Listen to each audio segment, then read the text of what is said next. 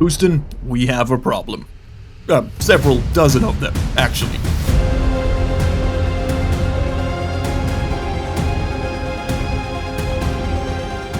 If you missed the first entry in this saga, go watch it. There's a playlist down below. But if you did watch it and have yet to develop object permanence, don't worry, I've got you.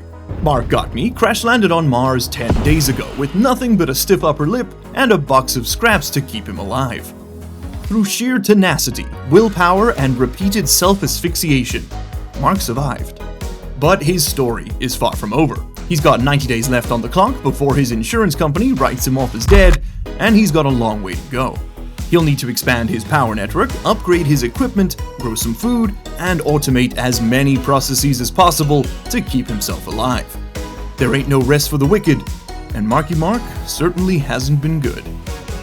These are my potatoes. There are many others like them, but these ones are mine. And our goal for today is going to be keeping these things alive, by any means necessary. Now, much like in real life, this is much easier when you're rich. And as Stationeers, being rich means going out there and stealing all the resources that Mars is so rudely hoarding for itself. We're gonna dig them out of the ground and put them in our pockets. Doing that, naturally, with the regular starting drill is absolutely painful, so our first goal for today is going to be to upgrade some of our equipment. What I'd really love to see is the upgraded drill, the advanced drill. So the pneumatic drill is pretty cool. It lets you put a gas canister in there. We could probably use our welding gas for it. And it works like about twice the speed of the regular drill. It's pretty snazzy. But what I want, what I want is this. The heavy drill. This bad boy can rip through soil like nothing else. And it's going to take quite a bit of work to get it done. The first thing we're going to need is the mod for the tool printer. We got to get the tool printer up to level 2 in order to print that. Later. Lovely, tool mod complete. Let's go ahead and have that installed. And now that you're a big boy, you can go ahead and make me what I want. I want the drill, the heavy drill. Yeah, steel, electrum, invar, solar. We have all of that. And one of yous must be able to make me a battery. We need a battery. Where the hell's all my copper? I don't have any copper. Well, that's embarrassing. Well, you know what? While we've got the big old upgraded printer, is there anything else we want out of here? Yes, I want the better tool belts, for sure, which is iron and Constantin. You've got my iron. Spit that out, why don't you? There's my bigger battery, thank you. Why don't you get charging? And I need some Constantin. See, upgrades like this now make things much easier later. So let's do the old swap over. There's our new belt, that's the old one. We don't need the old drill. I will take the pickaxe, I will take the heavy drill. We need to give that a battery. And of course we can move over our ores. Beautiful, and then this one with its old stuff can just get put away. Then for the tool belts, similar situation. The bigger belt looks like that, absolutely gorgeous, and we can put all of our tools in it. Even has space for our heavy cable coils. We can put our laptop in there. We can put the labeler in there when I find it. And we even got room for something else. Oh, we can put the tablet in there. Beautiful. Just the way. Does that fit in there? It does! Oh, that's pretty snazzy, actually. Yeah, forget the labeler. I'll go with that. There's my big battery. And we can go do some big mining.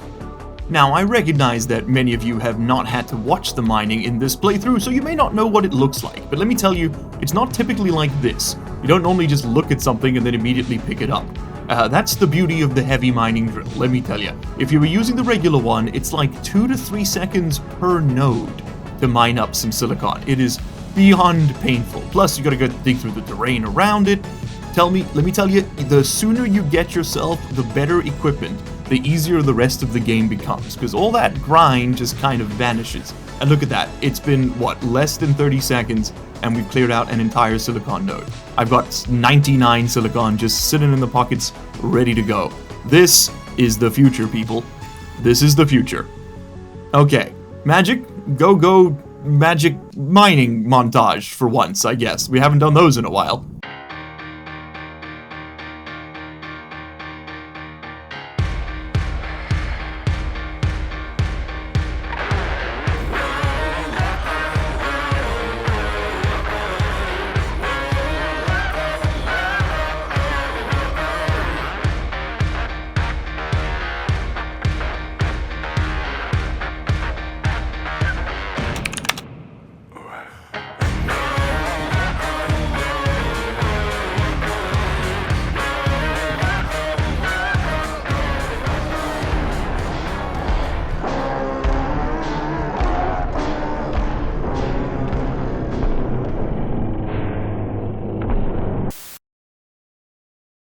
Oh, the haze is wearing off. Where am I? How'd I get back here? Oh god. Oh god, I'm full of ore. I got so many ores in this house. Oh no. I'm sorry. I'm so stupid. It's such a stupid joke. They should make podcast equipment more expensive, man. I shouldn't be allowed to do this. Certified free. You ever see a man go on a 2-day mining bender before? No? Well, that's the type of niche content we strive to provide around here. After a truly ludicrous goon session in the cave,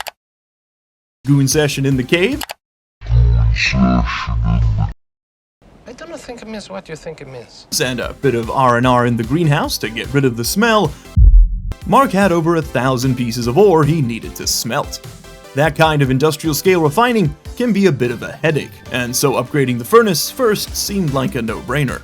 So we need to process a mountain of ore, and the easiest way for us to do that, quite simply, is going to be to chuck it all in this here furnace. I'm not doing that with an arc furnace, and I am certainly not doing that one piece of ore at a time. No, instead, we're going to run one stack of iron through here, just immediately contradicting myself on that one. And we're going to start producing some chutes. So chutes are really useful. They're good for moving solids around. And we've moved gases, we've moved liquids. Now we're going to move a couple of solids. Okay, there's a nice little stack of chutes for us. These do stack, by the way, to 10 only, which is a bit of a pet peeve of mine, but c'est la vie. Now, I want to start with my inlets and outlets. I think I'm going to bring stuff in on the left of the furnace and spit it out on the right. Just like that. And in fact, we actually do need to flip that. There we go, because stuff comes out the bottom. And it's just a little easier to path things when it's all in the right place. Okay, so let's get ourselves a corner. Just like so. And then we do the same thing going this way. Give me a window. It's always nice to see if stuff's backed up. Okay, lovely. So with that done, we can now automate this a little bit, in that we've got a bit of a buffer. So I don't have to sit here for hours and hours at a time. I can just throw things at it. What do we want to process first? Honestly, I kind of want to do the steel. So let's chuck in all of our coal and our iron, and we're going to make sure we do that always in the 3-to-1 ratio. And there you go. As you can see, it'll let them in as it processes. It will only do one stack at a time. Very important to note. Okay, I do have 4 more batches of steel here, so we'll do another one. Okay, so that's going to make us up, oh, what is that, like 800 steel, I think? Which is definitely plenty. Oh, the temptation to just make 1,000 is so strong, but it's fine. I won't do it. And actually, the sun setting right now is perfect timing, because not only does that mean we get to turn our lights on, and you know I love turning on lights. No, it means that our ices won't melt in our hand, which is super useful too. All right, lovely. So we're now going to pull this, and there is my steel. So steel only stacks to 500, so we've got 2 stacks, 500 and 300, totaling 800 steel. Now, I'm not going to make any more alloys. In fact, I want all of this to be independent bits. We're just going to do it in order of difficulty smelting. So first up is silicon. That is the hardest of these to smelt. So we're going to chuck that in first, and I'm actually going to leave this handle open so that it'll give me 50-gram ingots, one after the other. And the reason I want that is because I want to now start splitting these up between the machines so that I don't have to constantly be swapping stuff around between them. Okay, that's the silicon. Next up is the copper. Okay, beautiful. We are getting very close to done here. Next up is the iron, but we do need to be careful about dropping below the smelting temperature of said iron. We're definitely getting close. This thing is about to explode. It'll start creaking at about 40, and it'll blow up at about 50. So I think we still got a bit of time. And look at this horde. Oh, that's beautiful. Oh, it's absolutely beautiful. Oh, she's angry. All right, now comes some fun. You ready for this? Woo! It's the little things, man. It's the little things. All right, we're just gonna let that go to vacuum. And that is our big smelt done. Okay, I'm going to feed all of this to its relative places. Now when a printer runs out of a material, I'll honestly just go get some more rather than moving it around, because I don't know why, but it drives me a specific type of crazy. But there we go. We're basically out of power for tonight, so I can't really do much more except sit here and wait for the sun to come back up, and then we're going to dramatically expand our power network. That is the game plan anyway. So I'm going to go inside, and when the sun comes up, we'll be able to leave, and all will be well. Man, that is a sight that just stays great. Don't you just love a good sunrise? Oh, I know I do. Now, the sun has come up, which means that some of our problems have dissipated with it, the biggest one, of course, being power. And that is what we're going to focus on solving first. We have processed an industrial amount of ore. Let's go ahead and put it to some industrial uses. We now need to scale. We need to build at scale, and we need to work at scale. And I think the first part of that plan is building more solar panels. A lot more solar panels. And a lot more steel frames. Because we're going up into the sky. Okay, we're going up, up, up. Call me hundreds the way I be going up, up, up. In fact, start me with some stairs. Stairs first, then hundreds. In that order. This is the Korean multimedia program speaking. Thank you. What does that mean? What is the multimedia program? You've lost your mind. Which way, Western male? Pick one. Identity crises aside, this plan has legs. Building the panels up high would give Mark's solar servants an unobstructed view of Ra's lazy pathfinding. However, in order to do all of this elevated construction, Mark would need to refill his jetpack tank. A very janky contraption was contrived to slurp up some Martian atmosphere and store it for later. So, as we've seen 1,000 times before now, we set this to like 9,500, we say okay, we wire this all up, and it'll just work. Ah, crap, I forgot about the pollutant. Okay, we might need to do something about that. It's okay. It's okay. Don't even worry about it. And we can stick that right there. Okay, that'll get the pollutant out of that pipe, so at least it won't explode. This one might still explode. There's a chance, because I didn't give it anywhere to relieve it, but I think as the pressure drops, it'll be fine. Okay, we got 3,700 kilopascals of pressure there. That'll be plenty for us to start with. Yeah, we also got lots and lots of frames. Beautiful. And, ooh, look at this. Lots and lots of solar panels. Very nice. With that done, and any risk of rapid, unplanned decompression shoved unceremoniously to the back of his mind, Mark began building his new solar scaffolding. Okay, and then how many panels do we want? Well, in an ideal world, the panels would have one space between them, because that way they don't interfere with each other in the morning or in the evening. They won't interfere with each other in the day, in the noon, because they're all going to be facing that way. So I think, I mean, for initial simplicity, we could space it out, but I don't think we need to. I think we can actually just kind of afford to go big here. That was the whole point of the industrial bit. And then, of course, I do want a spine connecting all of that to the main base, which means we must have the slant. Beautiful. Oh, hello, cat. Also, our potatoes have flowered. Beautiful. Next stage is fruiting. Beautiful. We still got plenty of cereal, though. So all of that crop is going to be turned back into more potato plants. And as the sun rises on day 15, let's take it in from our new platform. Look at that, and look at this. That's right. We now belong to the skies. Oh, man, that is a good feeling. That is a very good feeling. If we trek down here, you will see that we have been printing up some cables as well. Quite a lot of them, actually. I'm doing my best. I'm doing my best to stock up on all the stuff we'll need to finish off this project. And it's going to be quite a big project, but one of the things we're definitely going to need is some more batteries. I want 4 of these. We've already got 1 over here, but I would like 4 kit batteries, and I think I'm going to build them into the spine here, or on either side of it. Ooh, that could be cool.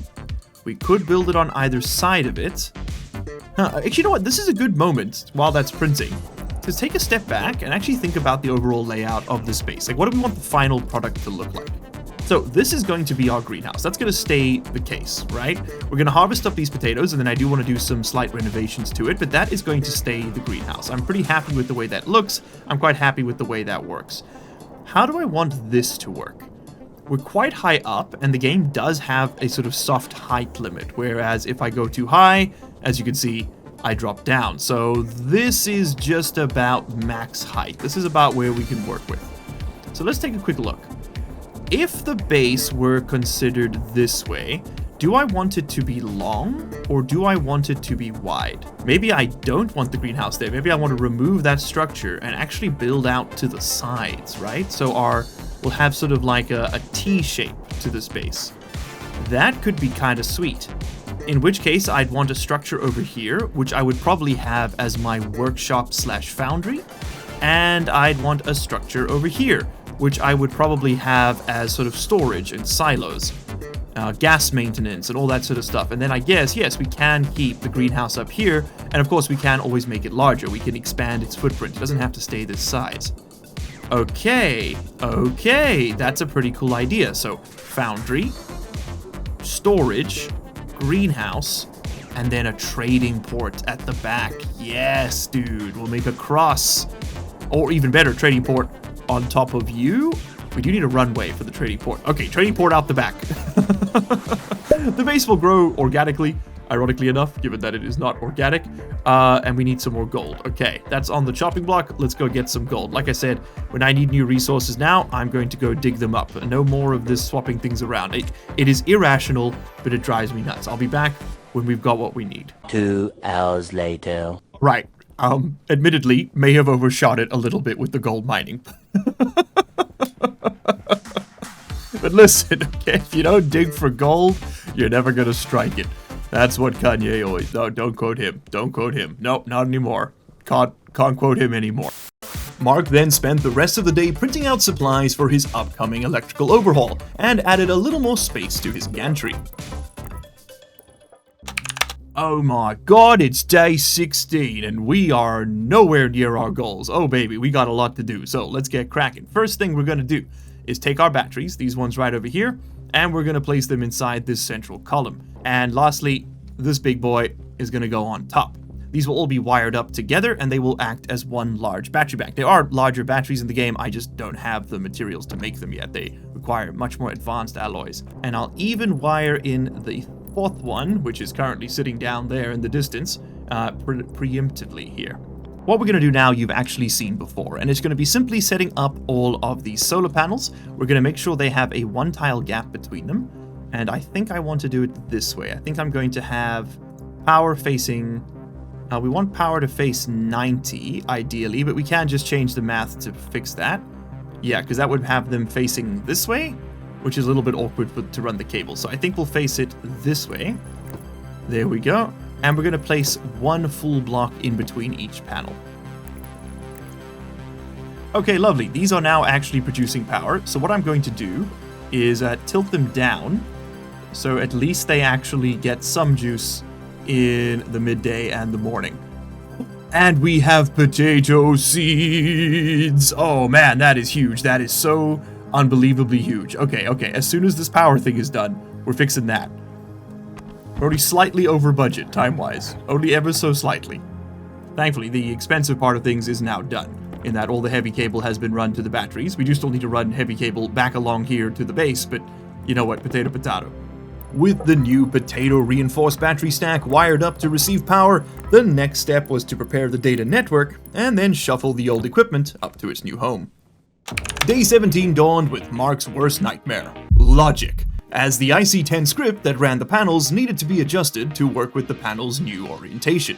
So I'm just going to arbitrarily set this to 270 and see if that does anything. Let's stick you in there, let's export, because that's 180 degrees off where it was supposed to be. Let's just see if that arbitrarily fixes it. It'd be so great if it did. Oh yes, please. Oh, please go to 99%. Oh, please let it be that easy. Oh, it's that easy. Oh, it's just that easy. All right, we now have bajillion power. Those are the exact numbers. Pay attention. And it's all trickling down into these 4 batteries. Oh, gorgeous. Absolutely gorgeous. Okay, lots of work still to do though, because we now need to bring all of this battery power to our workshop, which means we need to take the long march this way. Oh, wow. Oh, wow. Literally. Right to the end. Okay, well, I mean, we still need... we still need a bit more. But that got us a lot of the way there. Let's get you back to work. More cable, please. And then some transformers. Oh, and we are out of copper. That is a surprise. Okay, I gotta go get some copper. After a quick mining jaunt, Mark began planning the power distribution system. Getting this right now would save an enormous amount of headache down the line. To do this, Mark set up a pair of small transformers, and unfortunately, not those ones, to regulate the amount of power that would be let through onto the smaller cables that actually power our devices. These have a max pixie occupancy rating of 5,000, and so the transformers were set to allow just shy of that number through. The transformers would run the greenhouse and the workshop, well, more like work platform, really, and our spare APC was wired in to keep the airlock running. It's great for this purpose, as the backup battery stored within it gives us a lot more time to solve issues before we need to break out the crowbar. And oh baby, look at that, we are filling up. Oh, that's beautiful. Oh, that's real beautiful. Yeah, I'm printing up a couple extra lights, because, yeah, we clearly need some, but I'm going to be automating them. Those lights are going to run on a schedule, and we'll get to that in a second. I also definitely do want to have my battery charger inside the airlock. That is the traditional place for one. Day 18 dawned, and Mark had already found himself a whole new set of problems. What we need to work on now is hydroponics. We need to always be expanding our hydroponics. At any given moment, the hydroponics must grow. You've heard of factories? Get ready for hydroponics, kiddo. You ain't ready for them. Alright, I'd like to stress these plants as little as possible once I place them. So what I'm actually going to do is pick this all up now. Don't worry, these do actually have water inside them, if I remember correctly. Yes. Yeah, the actual hydroponics bays have their own water, and plants use so little that that's actually enough to keep them alive for a very long time. And I think we're going to expand this out by 3 bays on either side, so for a total of 9. Because each one of these plants will give me a seed. 1, 2, 3. Ah, look at that. Parents and their children. Is there a more beautiful sight? Now, we actually have a bit of a conundrum ahead of us here.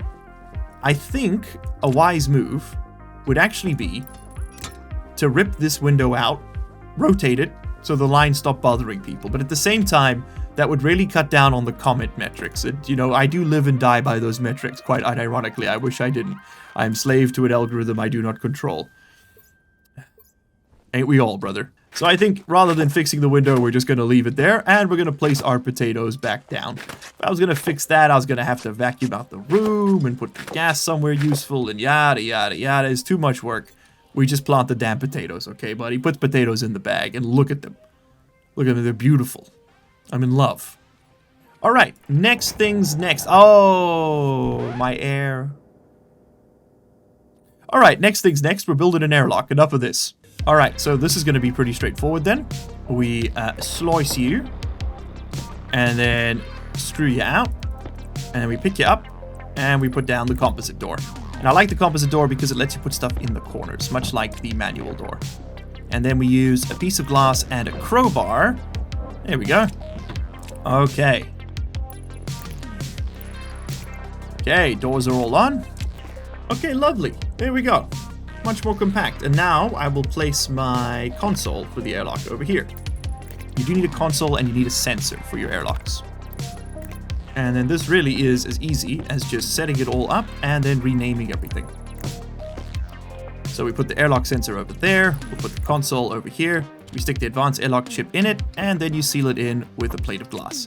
If we turn this on, it's going to give us an error, and that's because we need to configure it, which you do by equipping your screwdriver and then clicking on that little screw over there.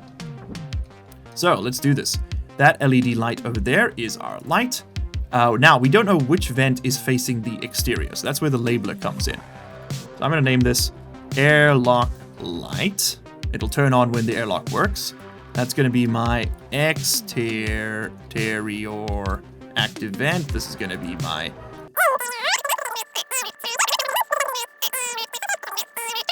exterior composite door. Are you loving me reading and typing at the same time? They're calling it the most riveting gameplay to ever exist. So now, you see this big green text? That's the one that is currently being set. So for the exterior active vent, we click first, And then it's going to switch to interior in green. And now we click on the interior active vent. So we've told it that that one is the exterior vent and that one is the interior vent.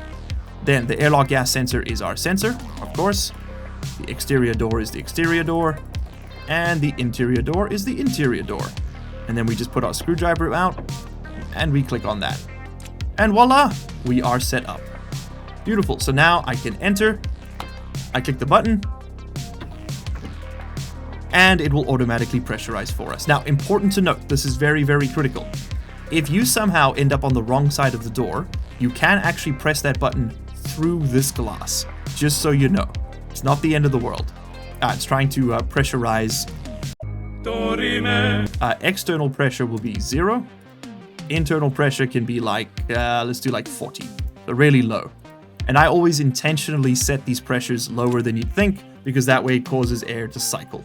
Because it'll pressurize this to a low pressure and then open the doors and all the air from the room will rush in here, which just causes it to mix up a little bit so you don't get stagnant pockets.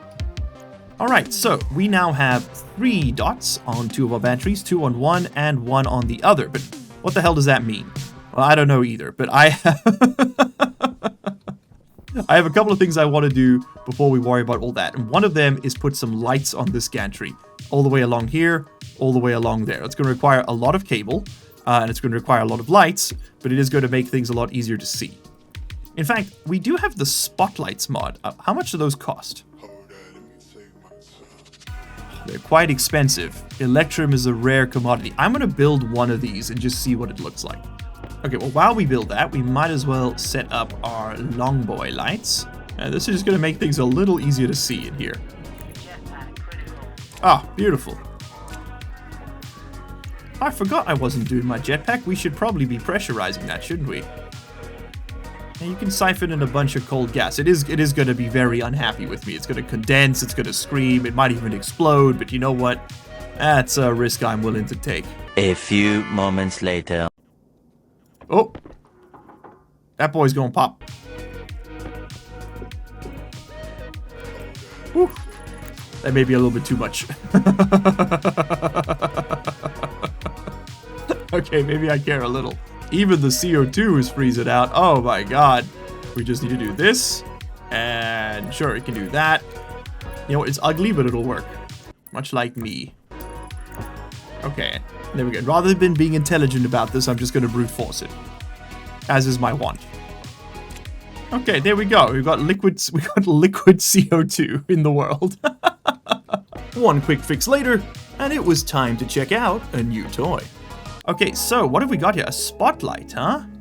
I've never used a spotlight in this game before. How does a spotlight work? Let's place that down. This comes from a mod. It's one I've been wanting to try out for a while now, so I'm excited to check this. Let's pick that up. Let's pick that up. Let's put that down. Let's connect this. All right, so there is our power. That looks like the front of it. We turn it on. Ooh, wait a minute. Ooh, this must be exactly what a sunflower feels like all day. You ever thought about that? That's brutal. You use 80 watts. How much does a regular light use? 50 watts. It's really not that much more. And it looks cool as hell. Interesting. You can change the Y position, X position, Z position. I mean, I would love to make it just sort of like randomly look around, like the turrets in Space Engineers, but okay, that's pretty cool. That's pretty cool. We're gonna shelve that for now. That's a problem for later. For now, I just need light.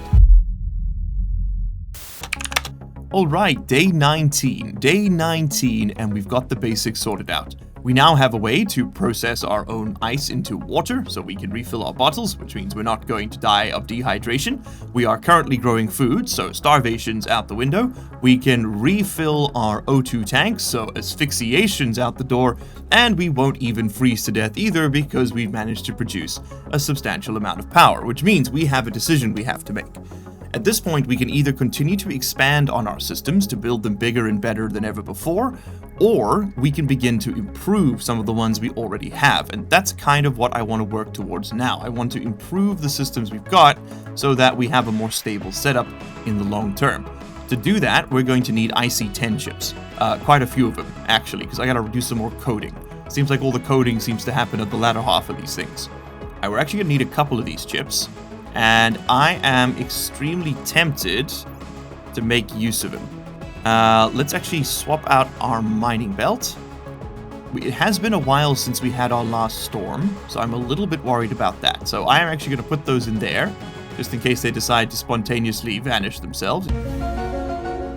I want one to read the power from the batteries and control the battery network, so that's one chip. I want one to control the greenhouse systems, that's 2, and I want one to control my O2 filter, so that is 3. We could technically do the greenhouse systems and the O2 filter in the same chip, but it's okay. I'll just make 3 of them. With a clear plan in mind, the rest of day 19 was spent mining, refining, printing, placing, and losing all my goddamn stuff to a goddamn storm again. Why does this keep happening to me? Ah!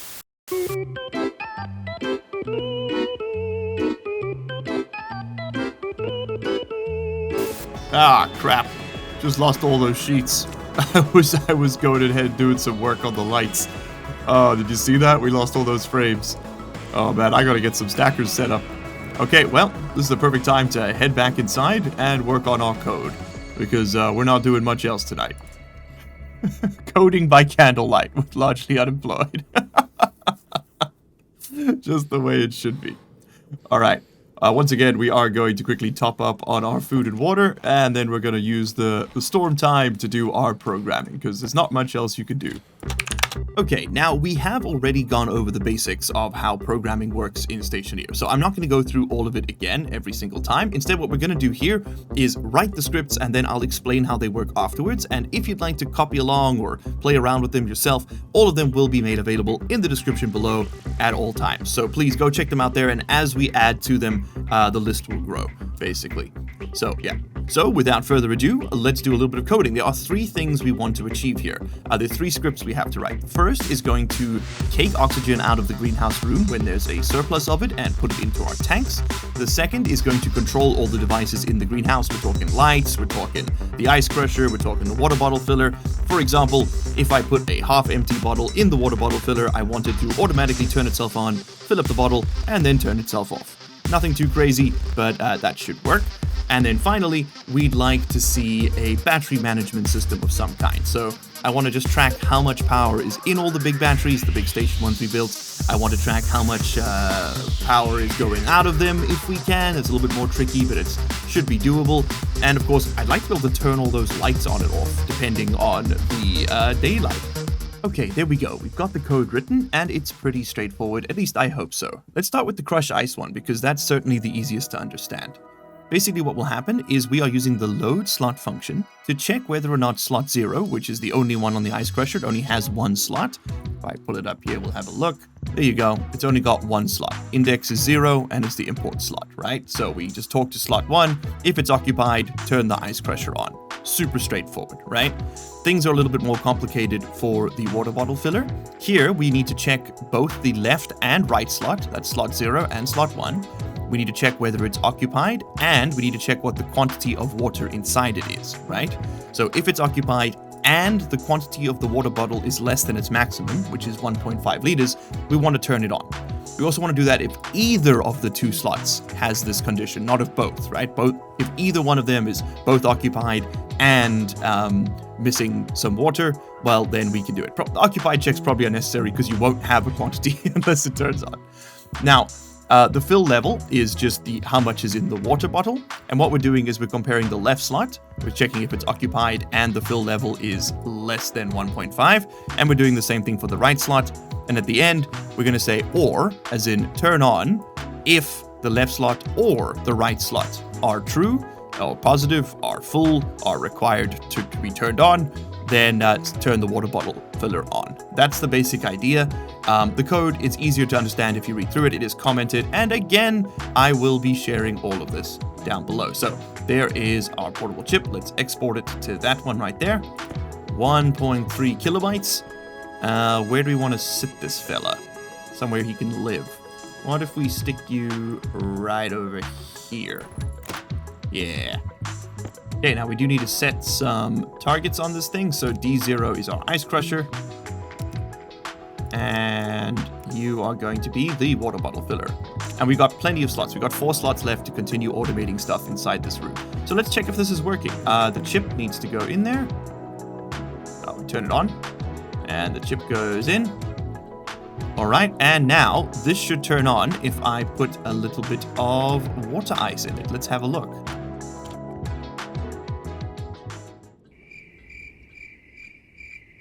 Well, oh, I know what the problem is. I set it to the wrong slot.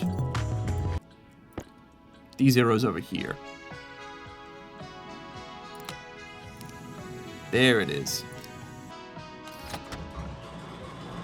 There it is. There we go. I just set it up backwards. Okay.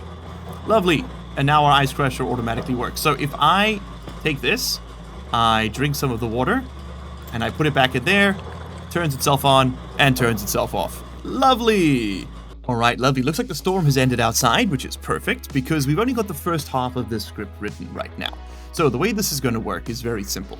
The O2 filter is actually set to DB, not D0 or D1 like we've always done. DB is the device itself, kind of like the base device, right? Rather than device 0 or device 1. So we are talking directly to the machine, we are talking to a pressure regulator, and we are talking to a pipe analyzer, which does not exist yet. I need to go outside and print it.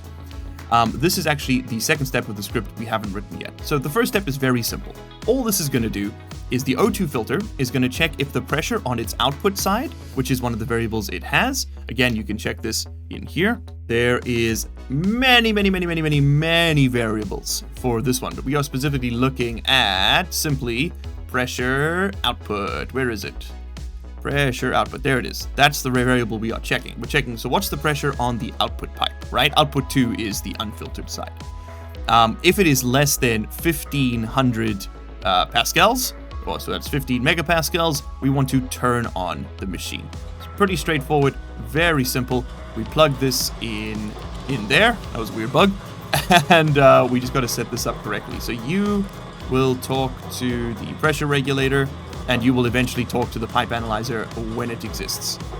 Okay, so the pressure in here is none. So you should turn on until such time as that runs. And we actually need to use the mode function, not the on function. That's right. This thing needs to stay on. So we want to set the mode to turn on. Basically, 0 is inactive, 1 is active. We don't want to turn the machine on and off because then it won't turn itself back on. Some of them will let you, like, because this is being handled externally, we can turn machines on and off. You can't turn a machine on from itself when it's off, if that makes any sense. It can't do the checks it needs to. Okay, next step is we need to add in our pipe analyzer, and we actually need to look at this side of the pipe network. The reason for that is, there we go, we have a way to easily check the output pressure here, but we have no way to check the pressure here. The pressure regulator does not have that functionality. You need to give it a separate tool to do so. Okay, pipe analyzer is turned on. We now just need to configure it to talk to... You talk to the pipe analyzer. Thank you. All right, and now we can edit the code ever so slightly. Okay, and this one is equally simple. So all we're going to do is check whether or not the O2 side of things is pressurized. If it's under 9500, we want to turn on the pressure regulator. Once it gets to that point, we want to turn it off. And that's just so we don't have to leave the thing running. It's just a tiny bit of automation. That'll save us power over time. So if I input that in there, I hit export. You are currently at 5.64, so I put this in, it should turn on. And it does. Beautiful. There we go. And of course, we can pop open our suit mask, chuck this in there, and watch the whole thing pressurize up with pure oxygen. Beautiful. All right, we've actually already lost the sun on day 20. This is taking longer than I thought it would. But now we just need a handful of consoles. I think if we can get 3 of these, we'll be happy. Honestly, just 2 would work, but this is okay. Okay, so let's set this up. I'm going to put a little bit of a power monitoring facility over here. And of course, we must spray it green if it's going to be part of the batteries. Beautiful. And we need a chip, which I believe is in here. Yes, it is. And then I need my 3 consoles. So they're going to have 3 small LEDs, just like that.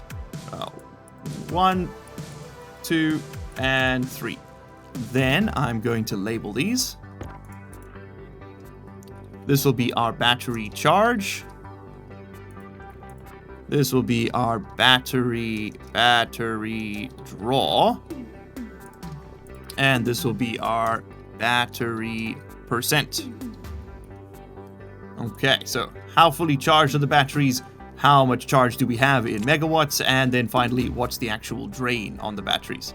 Before we can do any code setup, there is one other bit of this puzzle we need to do, and that is to put down a daylight sensor. We have to always be checking if we can see the sun. In fact, we're actually going to need a couple of these. We need one of these for the greenhouse. So actually, why don't we put the greenhouse one right there, and we'll put down another one right next to it, which will be for the batteries. Well, I suppose actually I could just go up there too. You have that one, but we actually need another one, ironically enough, connected to this network. And this daylight sensor, that's the one there. As we just name these things, this is my battery daylight sensor. This daylight sensor is there to check whether the sun's up, so that it'll turn these lights on and off automatically, so I don't have to manually do it every time. It's a real pain, let me tell you. Okay, so let's take a quick look at the code I've written. This one took so long to do that I'm going to spare Magic having to time-lapse that. You're very welcome. And instead, we're just going to look at it very quickly. Okay, so there are a lot of variables here, are there not? But don't worry, everything is commented, and again, it will all be available down below. Basically, variables do various things. The most important one here is that we are setting the modes of the LED screens. If we look at LED display, this one here, you'll see that it has different modes. So we want to make sure that the percent one is displaying percent, the power one is displaying power, and so on and such as. You can change these to all sorts of settings. Default just puts out a number. It's nice to have the unit next to it sometimes. Okay, so we are setting up our displays. Then we run 3 separate functions, right? That's the idea anyway. The first one we run is going to check our batteries. It will use the load batch command, which is very similar to load, except it loads the average or sum or total or minimum or maximum of a range of things. And you can see it all there in the tooltip, right? So we are loading in the total charge, which is number 1 here, the sum. The total charge of all our batteries is being stored in this variable. Then we're storing it over here for later, and that happens down here. I'll show you that in a second. Then we also want to load the ratio. That's what the game calls the percentage. It's very straightforward.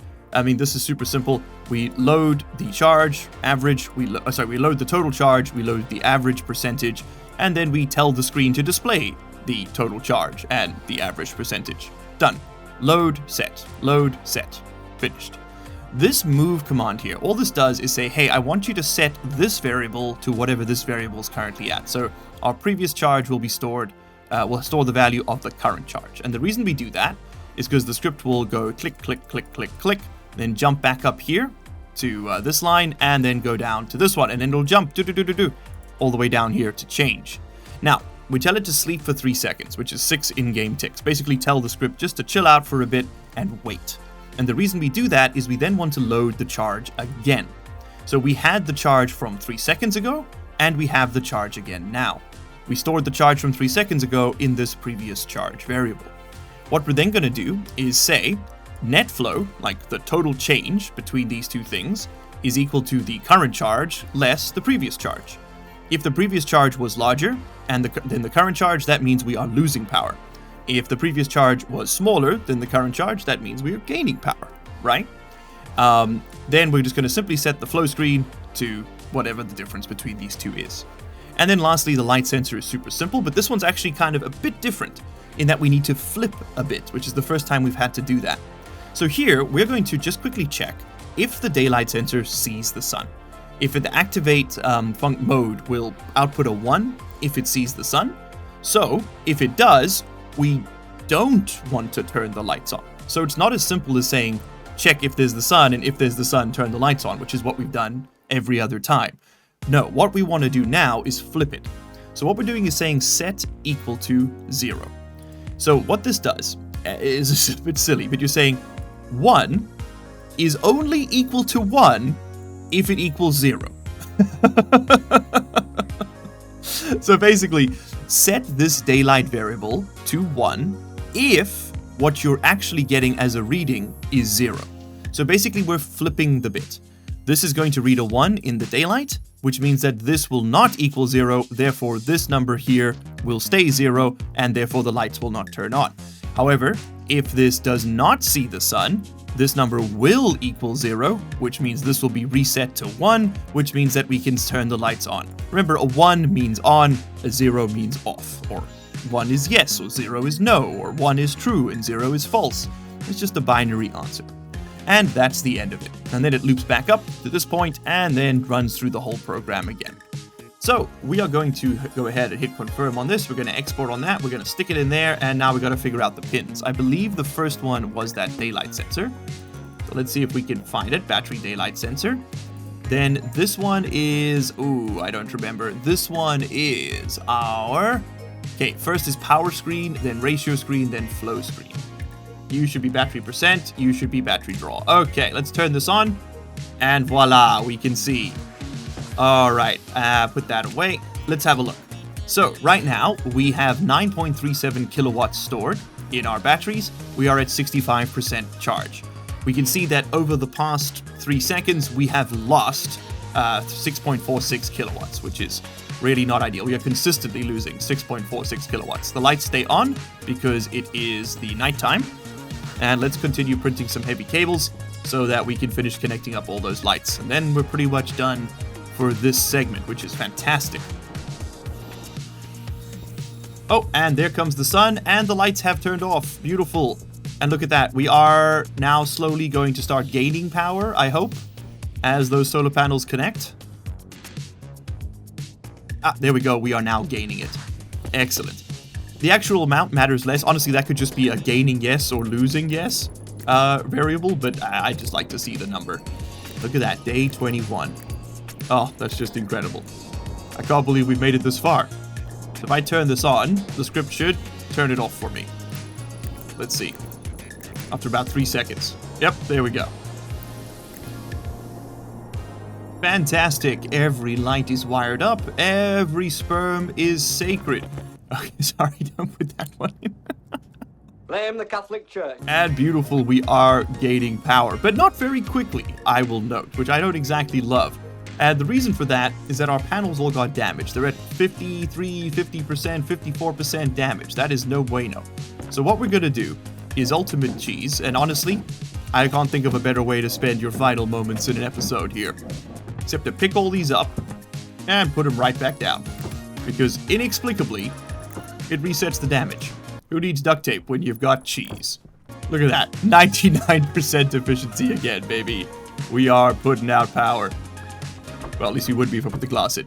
But with that, my beautiful people, we are done for today. Thank you so much for watching. Thank you so much for hanging out. Thank you so much for spending your precious time with Magic and I. We have absolutely loved getting Mark Got Me through these early days, but I would love to hear your opinions on what we should work on next. What do we prioritize? Now that the absolute basics have been secured, do we work towards a better workshop? Do we start making more robust resource storage and gathering systems? Do we start building a trading pad so that we can begin, I don't know, selling all this stuff and reaching out into the stars and contacting the world? What do we work on next? Why am I dying? My filters! Ooh! That was almost a disaster. Good thing I'm a genius. Cheers, everybody. See you in the next one.